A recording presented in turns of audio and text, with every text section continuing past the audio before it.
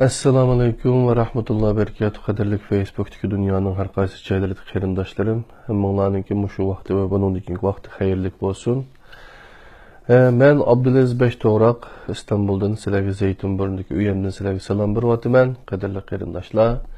Bugün biz yeni bir kitapni başlayalımız. Bu kitapның ismi Şerq bilen Garip Arlıqıda İslam, Ali İzzet Begoviç. Bu Uyghur Tercüme Merkezi tarafından tercüme kılınan kitapçının kaderli kırındaşlar. Adil Er Uyghur dep bir kırındaşımız tercüme kılıp bizden okuşumuzga sungan. Bu kitap kanallarda setip alaysizlar. Bu kitap toğruluk kitap üzü qattiq muqobilah kitap. Qarasanlar muqobisi qattiq muqobilik. Ondan keyin kitapninki nemesimi sirtqi muqobisining loyilanishimi nihoyat chiroyli. Kitap chiqqili bir 2-3 yil bo'lib qolay dedi.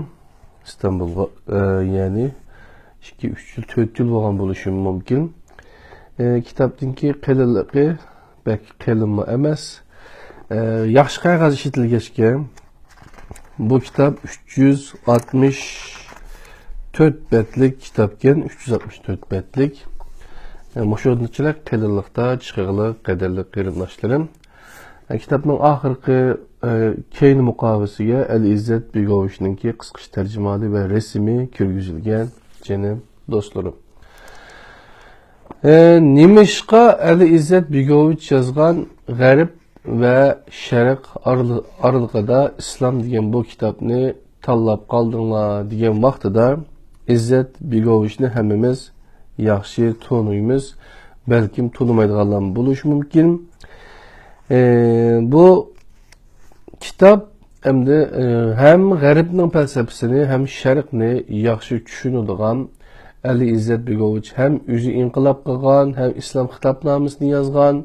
Undan keyin kurash qilib o'zining vatanini qurib chiqqan davlat atisi hisoblanadi, qadrli qarindoshlar. Shunga Ali İzzet Begovichninki yozgan asarlari nihoyat muhim. O o'z inqilobga, hatto urushga rahbarlik qilgan general, qadrli qarindoshlar. Turmudimi yatqan, ondan keyin G'arib falsafasini va Sharqni yaxshi tushunadi. Bu yerdagi Sharq degan gap asosliqi shu islomiy o'lkalarni ko'rsatadi. Tarjima qiluvchi Adil Er Uyg'ur, muharrir Abdulaziz Aqxun, Uyg'ur Tercüme Merkezi 2014 yılı 9. ay İstanbul 1. neşr ekan qo'limdagi. Bunun derecesinde Abdul Ali İzzet Begovich to'g'risida uningdagi kirish so'z o'rnida muqaddima ziddiyatlar jadvali degan jadvalni beribdi. Birinchi qism G'arib ideyasining asoslari kitobning mavzusida. Birinchi bob tadrijiy taraqqiyot va yaratish. Darwin ve Michael Engelo. Ondan keyin orijinal idealizm, canlıklar dünyasının dualizmi, gumanizmning ma'nisi. İkinci bab kültür ve medeniyet, kural ve itiqad, hayatning iki menbachilik refleksi, texniki ma'rifi ve klassik ma'rif, avam kültürü, yeza ve şehir, işçiler sınıfı, din ve inkılap, insana karşı terakkiyatla, tiyatrının ümitsizliği, nihilizm. Üçüncü bab, sanat hadisesi. Sanat ve bilim, sanat ve din, sanat ve ateizm, sanatının konkret dünyası, sanatkar ve sanat eseri. Uslub ve ünüm, sanat ve tenkit. 4. bab ahlak. Mesuliyet ve menfaat, niyet ve emel, çeniktiriş ve terbiye, ahlak ve insan aklı, pen ve pen ehli yoki koinotning ikki tanqidi. Axloq ve din, ommaviy manfaat ve axloq, ilohsiz axloq. 5. bab kültür ve tarix. İptidai gumanizm, san'at ve tarix, axloq ve tarix, san'atkar ve tecrübe. 6. bab drama ve utopiya. G'oyibi cemiyet, utopiya ve axloq, itoat qilg'uvchilar ve isyankorlar. Cemiyet ve cemaat, kişilik karakter ve ictimai şahs. Utopiya ve aile. İkinci kısımda İslam, qo'sh qutupluk, birlik. 7. bab Musa, İsa, Muhammed. Nuqul din, Hazreti İsa'nı qabul qilish ve red qilish. 8. bab İslam ve din.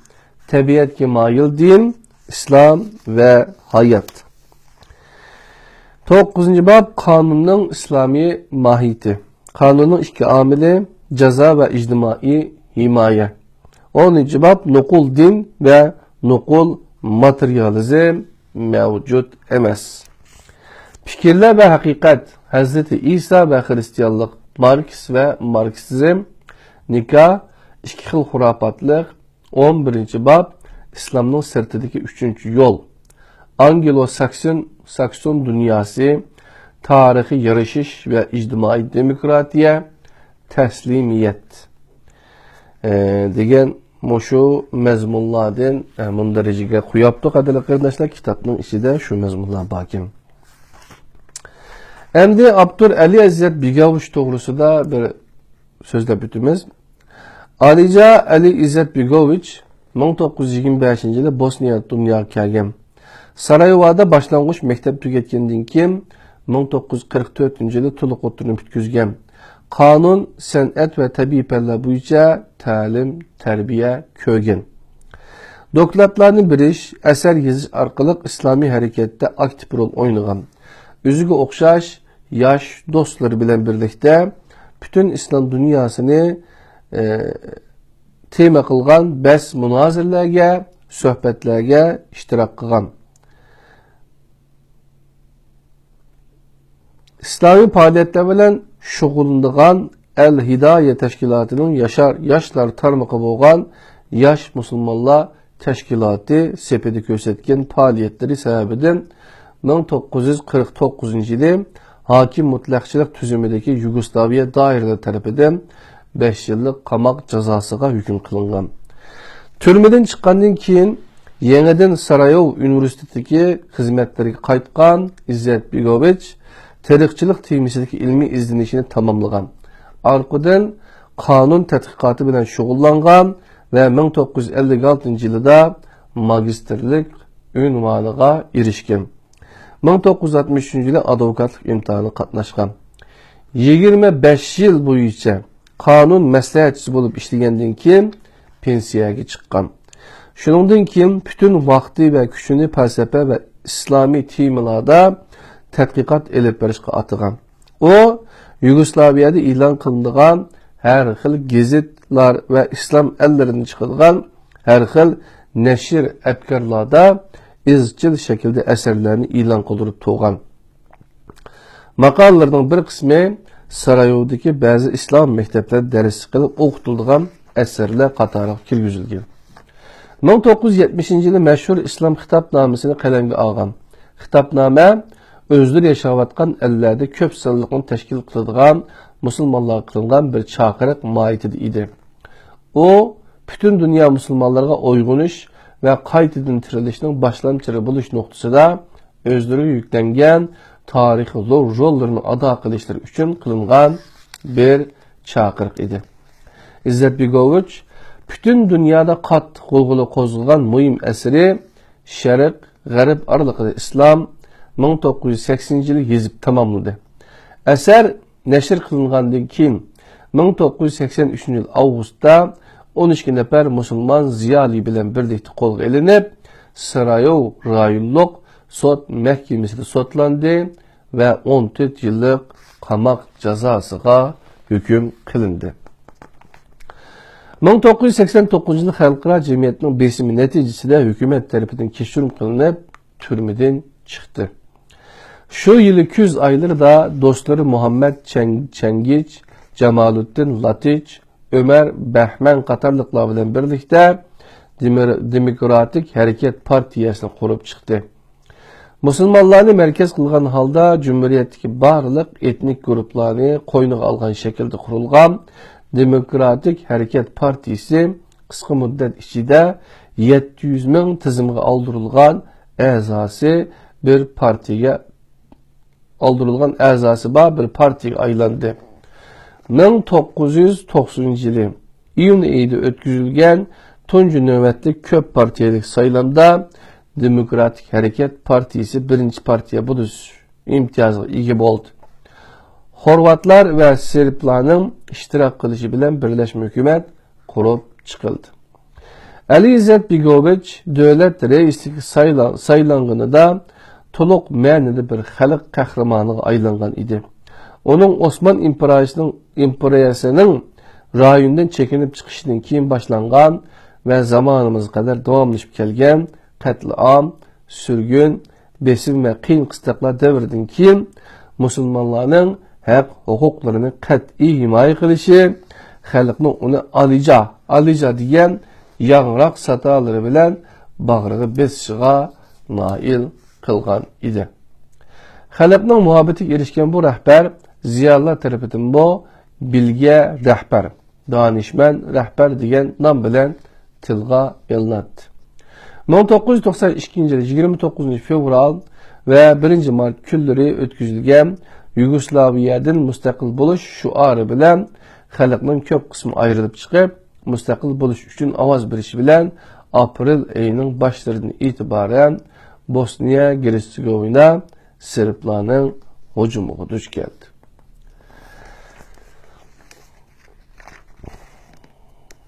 Kirish so'z to'g'risida G'arb İslam'ının danışman mutafakkiri Ali İzzet Begoviç devrimiz yetiştirgen nadir mutafakkirlarının biri. Onun Şərq ve G'arbning medeniyet alaydilikleri to'g'risida elib bağlan selishtirmaları da namayin kılgan iktidarının xalqaro diplomatiya sohasidagi yeni ve ro'shan ufuqlarni echib bergudek seviyada ekanligini tushunishimiz uchun Bosniya Hersegovinada hammamiz şahit bo'lgan tragediyaning meydanga kelishi kerak edi.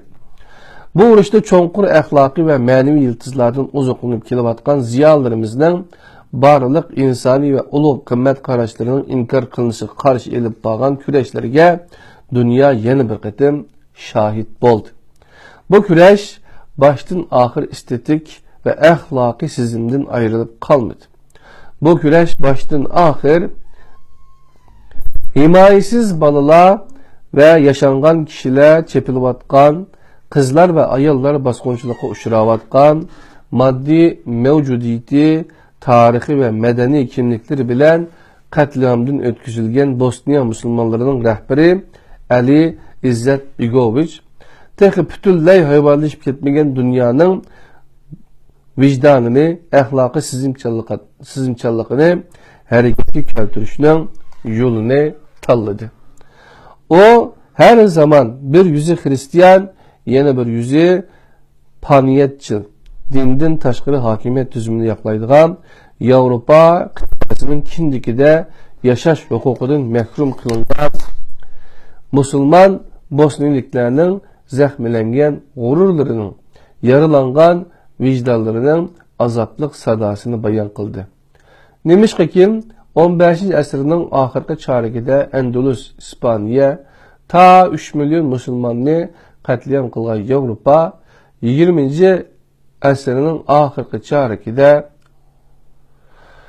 Bosniyani ikinci bir Endülüs'e aylandırış üçün allaqaçan qarar qilib bolgan idi.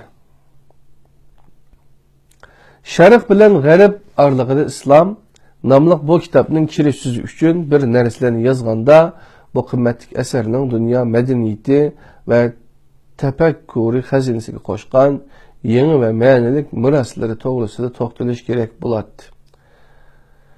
Men buni nihoyat yaxshi bilaman. Nemishki tarixda jigani ülge ikkeldeki şübilik boğan modern kültürünün yine de yak del otturusuna. İnsaniyet ve tarix boyunca uluğunlup kelgen barlık kıymet karaşlar kurban kılınatkanda başka neslerini yazgılı bulmaydı. Kanunga mecburi şekilde itaat kılgan ve batıl kanunlarını kat'i kabul kılmagan Ali İzzet Begoviç, yerim esirge yakın ateist ve materyalist bir siyaset zomu geldi ki çiritip etken tupraklarda ölümden kin Allah'ın yer yüzünü tirildirişiga okşaş fikirleri bilen etrafıdakilerini tirildirgen. Onu közetken ve eserlerini okugan kişilerinin cerahatlengen ruhlarını Mesih'nin mukaddes menspiga okşaş sipap ötken.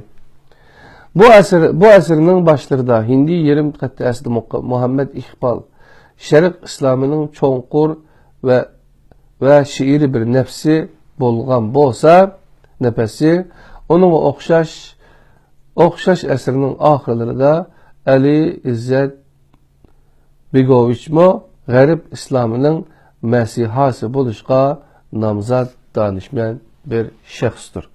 Ali Bulatç. Şu adamın yazgan kirisiz iken kadirli qarindaşlar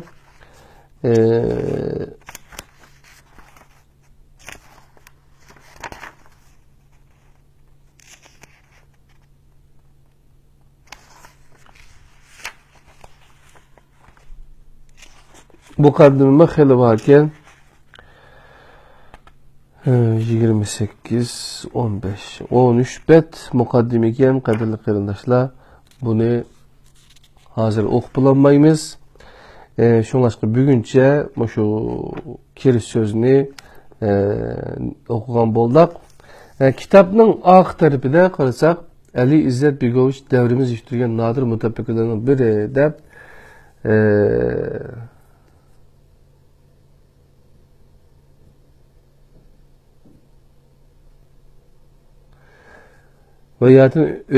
bayatını biz okup ötken aşı kiriş sözlüğün kıskıça bir üzüm diken kadarıyla qarindaşlar. Bunu kitapның üzümünü okusanlar ya olmasa biz hazır okugan birge okugan aşı aldınki minutlardaki hem şu mukaddimedeki yani kösenler kadarıyla qarindaşlar boludu. Yani da olsa bir başlanış olsun inşallah biz kiler saat mukaddimini okup okup ötümüz canım dostlarım. Anda olsa Allah'ın özgü amanet bulanlar yeni bir tedbiriyesin dersleri Şerq ve Garip arlıqıda İslam degen derslerin ikincisi de görüşürüz aman bulunlar. Selamun Aleyküm ve Rahmetullahi ve Berekatuhu.